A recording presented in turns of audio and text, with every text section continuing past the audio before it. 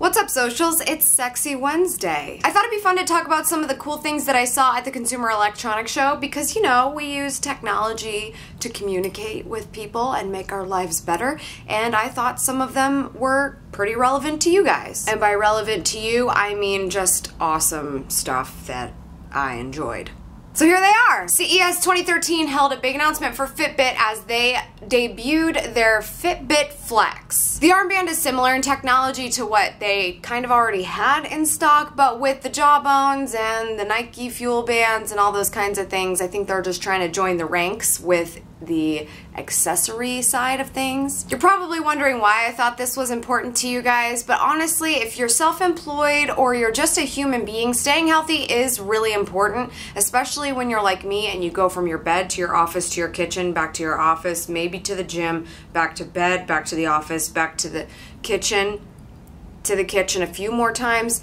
That's not as many steps as you're supposed to get in the day. So the Fitbit's gonna help you count those steps and set some goals so you can make sure that you're getting enough activity throughout the day, in addition to the cardio and strength training that you might do. But it also helps you track your sleep and make sure that you're getting the best possible sleep that you can. It literally tells you, you were in bed from this time to this time, but these were the times that you actually slept. So if you think you got 8 hours, you may have only gotten 5 or 6. And even though being press at CES wasn't good enough for a review unit, I ain't mad. I'm not mad.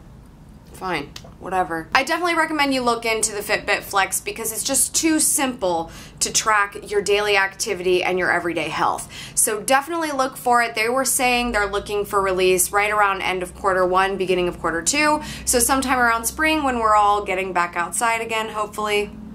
Maybe not in Ohio because it seems to snow right when we're not supposed to have it. Moving on. Okay, so I saw something absolutely spectacular at the Samsung booth. The first thing that drew me in were shoes, right? I saw shoes and so I was like, what are they doing that has to do with shoes? I beelined right over. It turned out they have this really cool setup called a transparent shadow box. The shadow box holds whatever item you'd like inside, and then you have the ability to have video play on the glass that's around the box. So with the shoes, for instance, you'll see that there's actually video of somebody walking in the shoes, and you can actually see what they look like when someone's moving in them, and you can get a better idea of whether or not they are something that you'd like to see on your own feed. This reminds me a lot of what Zappos is doing online, where they're actually having video of the products that they have so you can see somebody wearing it. You're not just ordering something random online. But have we ever seen anything like this in retail in person? Not that I know of, because obviously usually you would just take the shoes off the shelf and you put them on your own feet.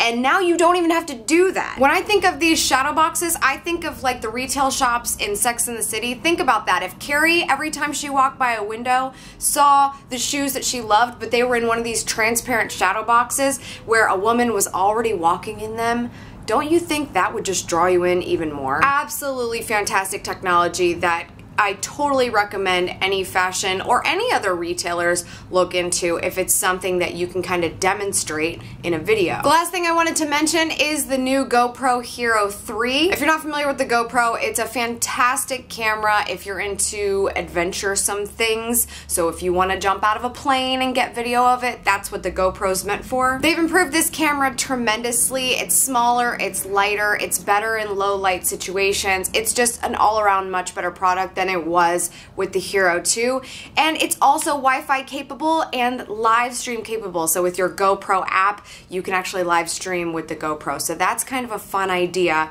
if you have some sort of live stream event you'd be interested in doing. It does it seamlessly. What do you think about the products I talked about today? Tell me in the comments. Or was there another piece of technology at CES that you wanted to hear more about?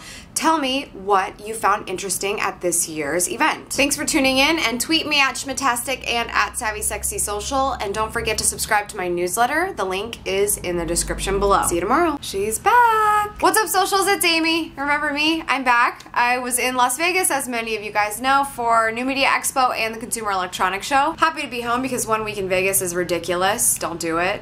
I'm warning you. Just don't do it.